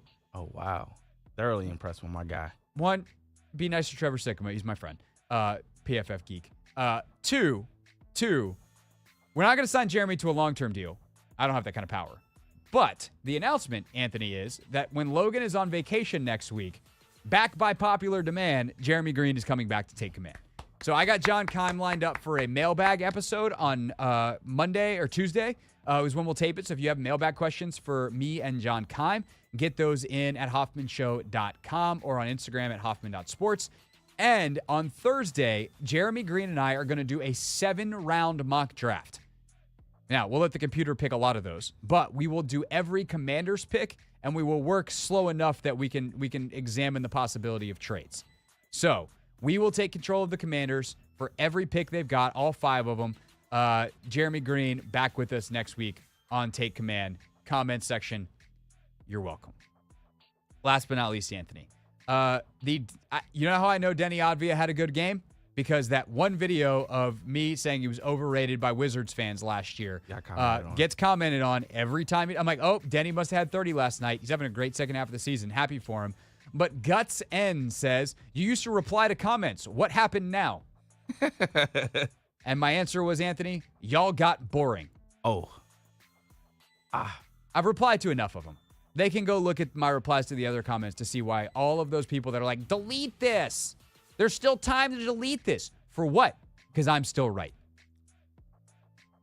By Wizards fans, and also for what the Wizards were, people that think Denny Avdia couldn't possibly get traded, what a mistake, were and will always be, unless Denny turns into like a Hall of Famer, wrong. They got 2 first-round picks for a guy that had never averaged 15 points a game in a season and didn't until this month because he's on a tear as of late. We'll see if he can maintain it moving forward. By the way, the first of those first-round picks is a guy named Bub Carrington, who, 1, will join us in 30 minutes, and 2, is 19 years old, and his numbers aren't that far off of Denny. They're certainly better than what Denny's were at 19. So, timelines, contracts, playing time availability for other players. What happened is, your listening and reading comprehension are poor, y'all got boring, and that's why I stopped mostly responding to you doofuses who find that video every time Denny has a good night. And literally, I check my comments in the morning sometimes. I'm like, oh, I guess Denny had a good night last night. Good for Denny. That's the thing. Other thing, I'm rooting for Denny. I want him to succeed. And that's for never read the comments. And that's why you never read the comments. But we do. And then we read the best of them here on the show. Yours could be in there next week, so make sure you're subscribed on YouTube at Craig Hoffman and at the Team 980. When we get back, we did our mock draft 1.0 in the 4 o'clock hour. Anthony and I will recap what went down and share some thoughts, analyzing our own draft next before Bub Carrington does join us at 6:30 here on the Team 980.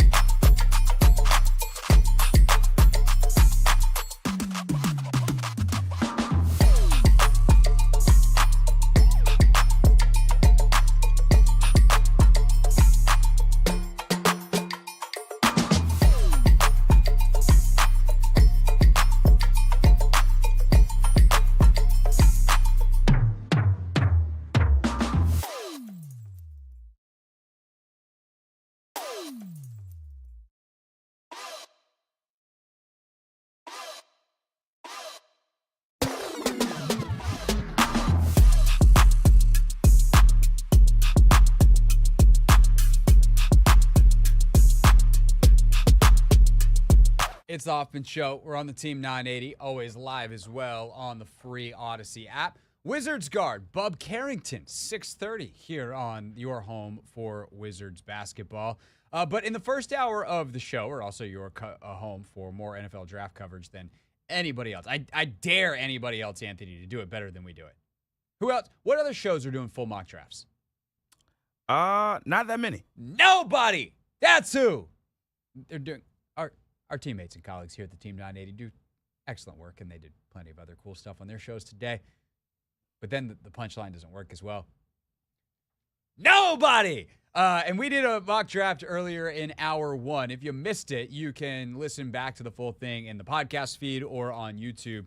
Working on getting a full commercial-free version of that on my YouTube page as well, at the Team 980, or on at the Team 980 and at Craig Hoffman. But Anthony, we'll get to the Commanders pick. I wound up making the pick for us because I had the odd picks, and we wound up going Emeka Egbuka, who is the wide receiver out of Ohio State, with the 29th pick. But what surprised you leading up to that? Like, what did you learn by doing this exercise? Because I think that's something that I always enjoyed, especially last year when we were doing this, when Logan and I were doing this for Take Command, and when we've done it this year, is how much variance you get, and kind of when you really dive in, you see these kind of pivot points in the draft, and there's definitely a couple, I feel like, in this one. I mean, yeah, so I didn't expect this many edge and offensive linemen to go. But at the same token, like, we rave about how deep this class is in terms of players in the trenches. So I guess it sort of kind of does make sense. And then when we look at, positions of need for us kind of thing, the edge position. So the fact that we've already ran through 6-7 guys before we get to Washington, it's just like, where do we go now? And the thing is, like, we talked about who our guys would be yesterday, and neither one of our guys fell. So that's sort of kind of what you got to worry about when it comes to draft day, just because those guys that you might have, like, circled on your board might not necessarily be there. So now you got to pivot. And that's what we saw you do. You pivoted. Yeah, I think that's the interesting thing for me is we actually had a really great question come in that's in my current folder of future mailbag questions. We're going to have one more pre-draft mailbag with Logan, and we'll do a one next week with John Keim as well when Logan's on vacation. But it was basically what's the worst case scenario for the Commanders?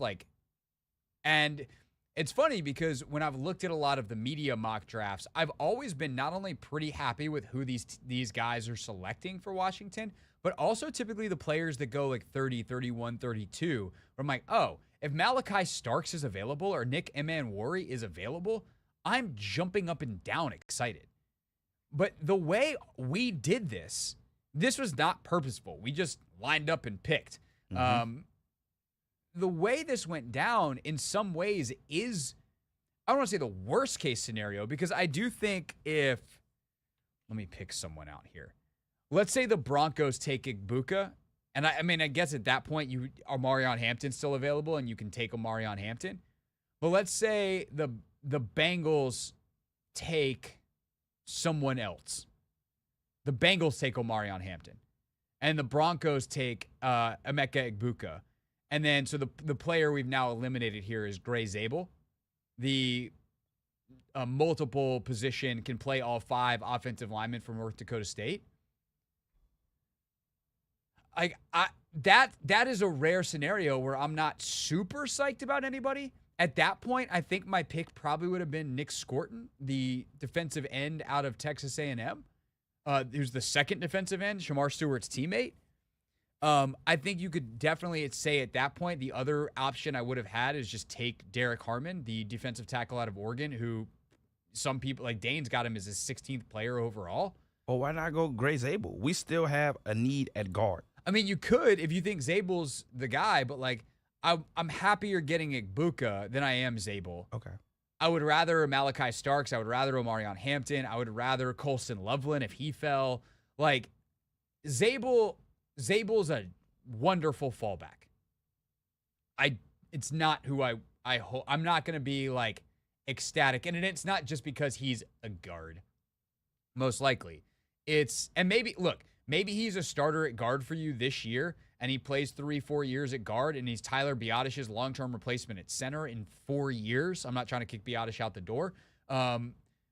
Maybe he winds up being a tackle. Maybe Coleman kicks inside and Zabel actually winds up being right tackle. Like, you can do a lot worse than Gray Zabel. And on that front, like, fine.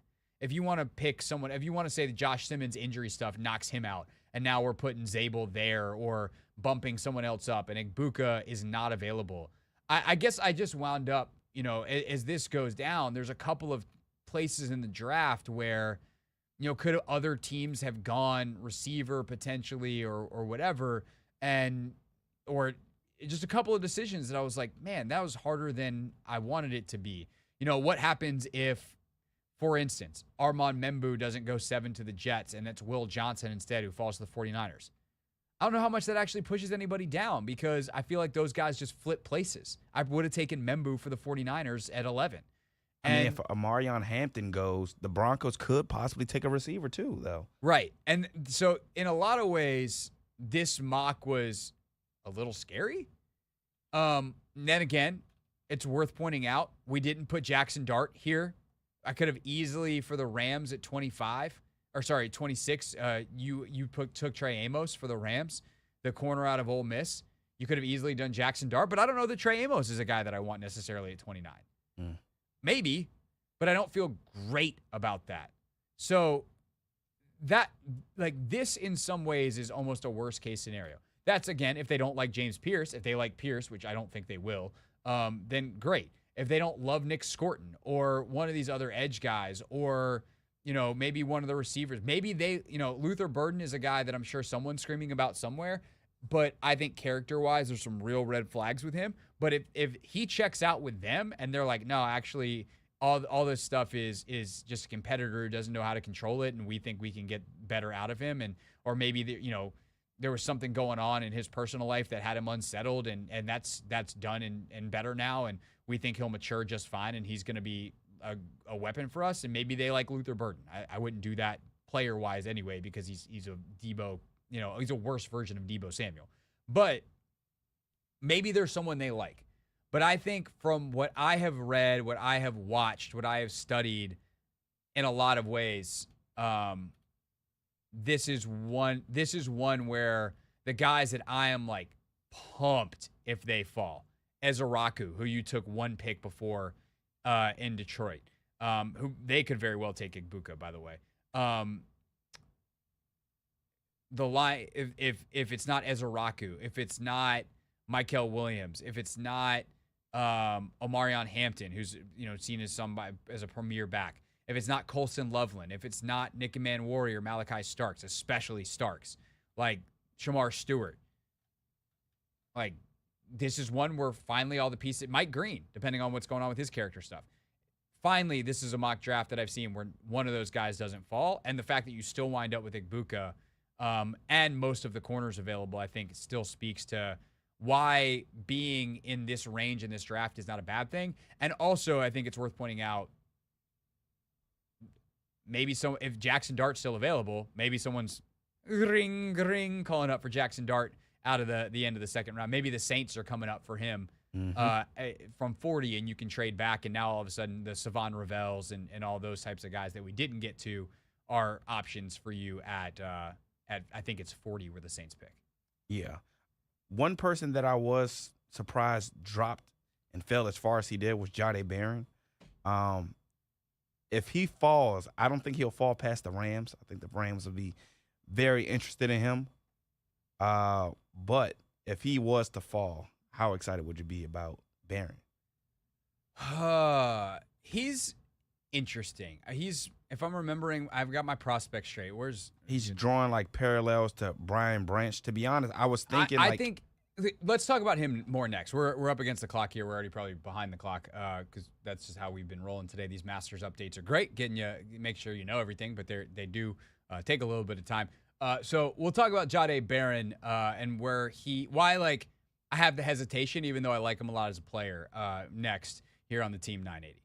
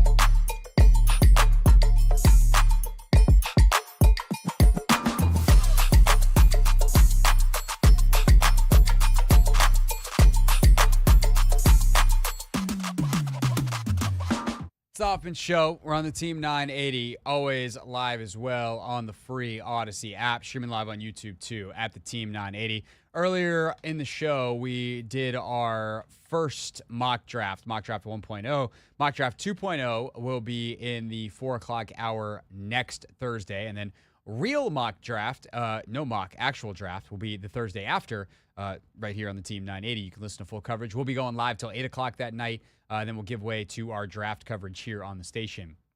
We're just talking about Zadeh Barron, the defensive back out of Texas, who fell a bit in our draft. He wound up all the way down with the Packers at 23. This is a guy that played mostly outside in 2024, but played 30% of his snaps at other positions, so inside in the nickel, some safety, played some dime linebacker, played some, again, some nickel inside corner, kind of box player, however you want to classify that. My thing with him, Anthony, there's kind of two, I won't call them red flags, but two things that make me think I would, if he somehow fell all the way to 29, which we didn't get to in this draft. And this is a guy that I think we both agree could go as high as 7. Yeah. With the Jets. Like, this could be a piece that Aaron Glenn loves in the same way that he used like Brian Branch. He's a little undersized. Like, Branch is a big dude. Like, that was, you know, he was almost like, I don't say too big, but like, he was a big friggin' dude that we knew could play a ton in the box and didn't have the speed. Barron is a 4.39 guy. Now, Dane Brugler in his report in The Beast, in The Athletic, says, you know, hey, his stopwatch speed doesn't always show.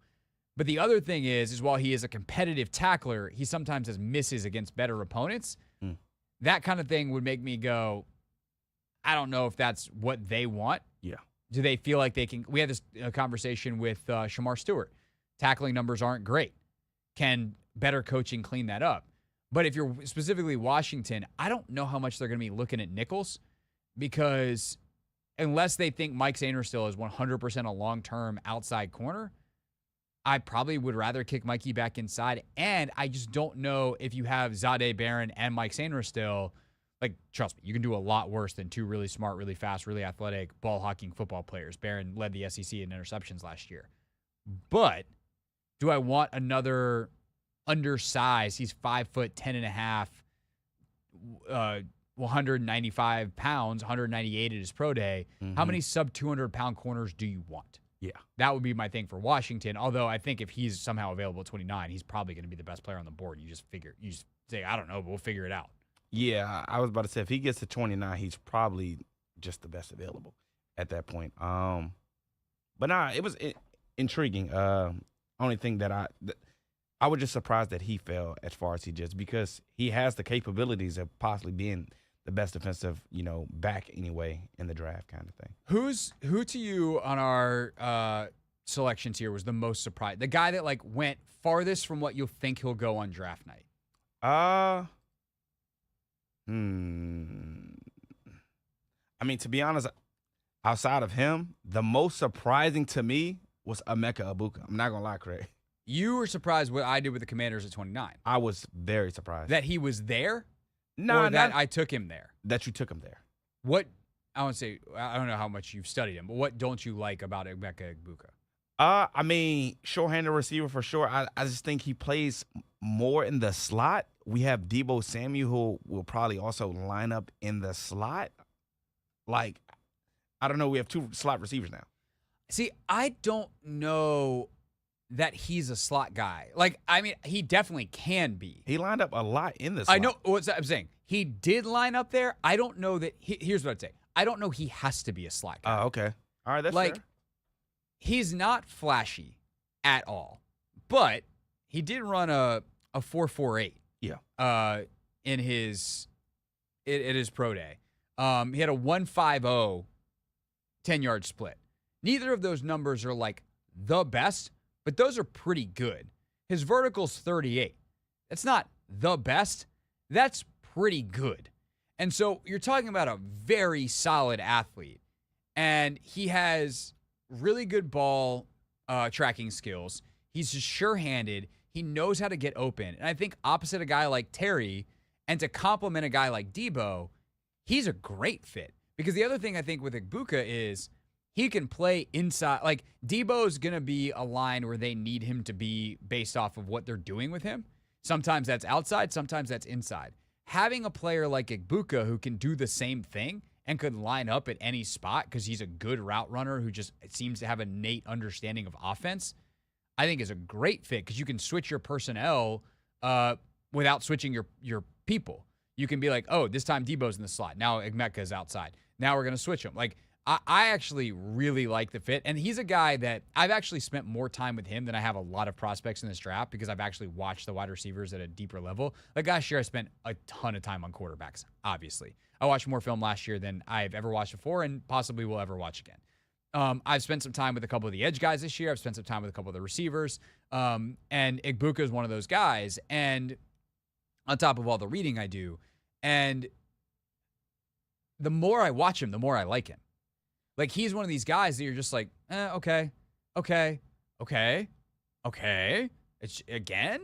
Wow, okay. And nothing's ever flashy. He just is always open, doing the right thing, and reliably catching the football. Okay, 2 questions then. 1, who takes the top off the defense? And 2, what do we do with Luke McCaffrey? 1, Terry. And maybe you get someone a little bit later as well. Okay. And 2, Luke fits in where he gets in. He's a rotational piece with Deebo and Egbuka in the slot. And, we'll see fight it out. May the best man win between those guys and Noah Brown and whatever. But, like, if you think Egbuka can be a really solid player for you and a reliable target for years to come, then you take him. And if he's the best player on your board, you take him. Again, I'm not like, hell yeah, we got Emeka Egbuka, but I'm like, nice, we got Emeka Egbuka.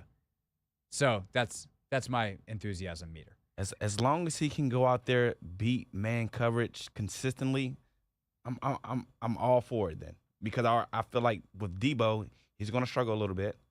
And It's not his specialty. Yeah.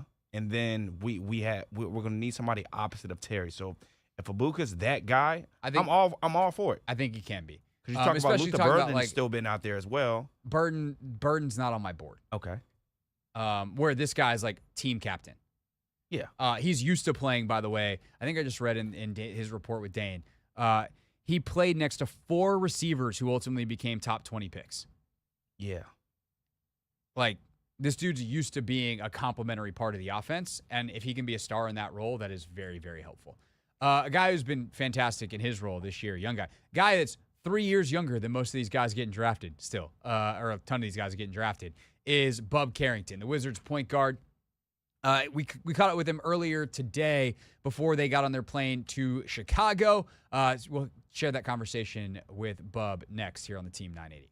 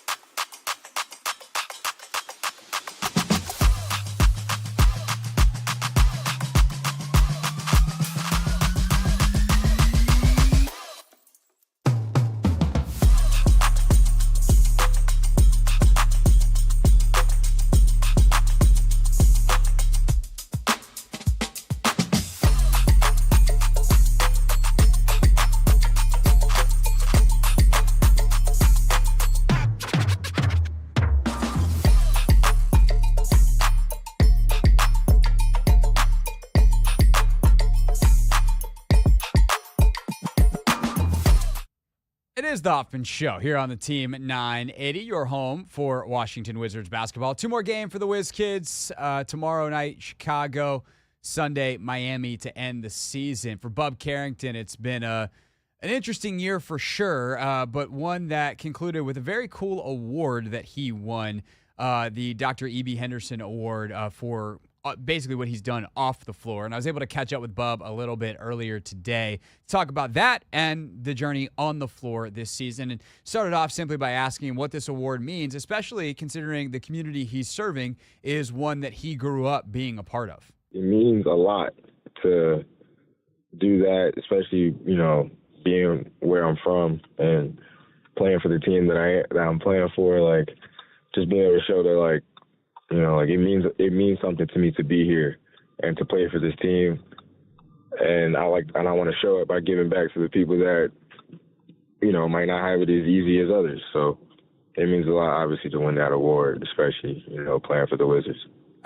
I think that if someone looked at you and was like, you're 19, 20 years old this year, going through your first NBA season, if you just focused 100% on the floor, like, nobody would have been like, what's this kid doing in the community? Like, but why did you want to start your career? Something that I'm sure long-term you want to continue to grow, but like, why was it important to start it for you as soon as you got to the league? Because, honestly, that's just who I am. Like, regardless if I was, in the league or not, I would be doing these things. And just the fact that I am in the league and the fact that I am as fortunate as I am to, have the resources that I have or the resources that I'm available to, that just means all the more that I have to do it. Bub Carrington, go ahead. Sorry, Bub. My bad. No, that's it right there. Bub Carrington with us here on the Hoffman Show. Do you have a favorite thing last off the court? Then definitely want to talk about your season and how much you've grown on the floor and all that kind of stuff this season. But last off the floor thing, do you have a favorite memory from one of these events that you did or a particular project that you helped out with or led that meant the most to you? That's a difficult one. I have a lot of fun at the events that we have, but off the top of my head, I would say at the book bag drive that I did at Premier Basketball down in South Baltimore, I was also working out in front of the kids, just getting some shots up and having the kids help me do the workout. One of the kids had threw me a lob and I dunked it and they went crazy. So that was a pretty cool moment. That is fun. I'm sure that's something that those kids will remember too. This is your rookie year coming to an end here this weekend down in Miami. You got the Chicago first, but as you reflect on this year on the floor and what you thought it would be going in and now what it's been here as we wrap it up, how would you describe your rookie season in the NBA for you personally related to the team? I would describe it as, honestly, just fortunate. I'm a rookie in the league that, can say that he played, in every single basketball game in the NBA. I never had the experience. I mean, not that it's a bad thing or anything, obviously, but I never experienced, the G League or anything. Like I said, I played every game. I was fortunate enough to battle through injuries, but I was able to ultimately play and get shots up, get assists, turnovers, everything, get to just experience basketball. And I think that, everyone is good in the league. So pretty much do anything. It's just, do you have the experience and the confidence to execute it? And having the season that I've had, I personally would say I'm one step closer, than, so others might not be, to having that ultimate experience and confidence to be one of the better point guards in this league. One of the things I always like to ask rookies at kind of at the end of their first year, maybe in an exit interview situation, is what's the thing that you learned that you can't wait to work on in the offseason because you just didn't know coming into the league? There's something you discovered about NBA basketball or NFL football or whoever I'm talking to. But I'm actually curious, Bub, if that question applies to you because of the way the Wizards are, because of how much of an emphasis from Michael and Will on down to BK is on the development in the season. Do you feel like, there's some stuff that you've had to wait on to work on that you'll focus on this offseason? Or has it been kind of an ongoing development that maybe if you talk to other rookies in the league, they're not quite having the same experience? All right, which you want me to hit on first? Let's go with your experience in terms of like the ability to grow within the season and maybe having a little bit longer leash and a development focus versus, as you talk about like being sent down to the G League if you make a mistake because you're so busy in like the middle of a playoff hunt or something like that. Like I was mentioning earlier, like that's just it's putting you over the edge. Like it's getting you one step closer to, being that high volume guy or that better guy in the league. Because like I said, like just being able to play through mistakes, to play with, to play like you have nothing to lose is, that's freeing, and it gives you that confidence. And like I said, it gives you that experience, that vision that you're going to have to see over and over again. But the more you see it, the better you get at it. So is there something that still for you is more of an off-season project that you're really excited to work on a certain part of your game that you haven't been able to because or is that just not applicable for you? I wouldn't say anything, like dramatic. Like I'm, just working on a shot or two that I think that I would start seeing a lot in the league, that I would start putting emphasis on working on. But other than that, I could give you a defensive tip that I actually want to work on in the off season is like fighting over screens. It's harder to necessarily do it technically and work on it, in live action, because the guys are just so good and you're trying to do something new and they're just, they're just going to fry you. Yeah. But so it's something I definitely want to touch on in the off season. That's really cool. I think that's a great answer too for fans to hear, because that's the kind of everyone understands going to the gym and working on shots and things like that. But, like how do you work on defense is something that I think the average fan might not really, understand, that there's such a technical side to it. So I actually love that answer. Wrapping up here with Bub Carrington, of course, Wizards rookie guard.